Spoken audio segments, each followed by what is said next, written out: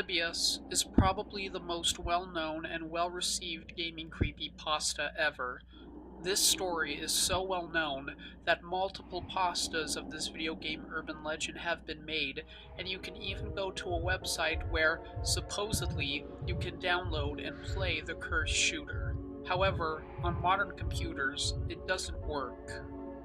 Released in a few suburbs of Portland, Oregon in 1981, Polybius was the creation of a German gaming company, Sinneslotion, which translates to sense deletion. Supposedly, Polybius was an arcade shoot-'em-up like Asteroids or Tempest. When released, it became very popular in Oregon, with long lines of people waiting to play it. However, those who played it claimed to have heard a woman crying and grotesque faces appearing in the corners of their eyes while they were playing Polybius. Then, things started to go really bad. Really, really bad. The game ended up causing severe problems to people who had played the arcade cabinet. These problems included amnesia, headaches, dizziness, paranoia, insomnia, nausea, coughing, and even worse things such as mental instability, insanity, and severe nightmares. Then, the unthinkable happened. Some of the players began to commit suicide. This eventually caused many people to stop playing the game, and some of them even became anti-video game activists hoping to eliminate the threat of Polybius. And that is just what happened. Shortly after the negative effects of Polybius began to gain attention, the game was removed from Oregon. One arcade cabinet of Polybius reappeared in 1998, but quickly disappeared again. As this creepy urban legend began to gain popularity, new rumors about the dark history of Polybius began to arise.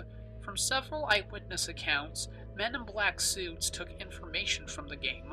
No money, just records and scores from Polybius.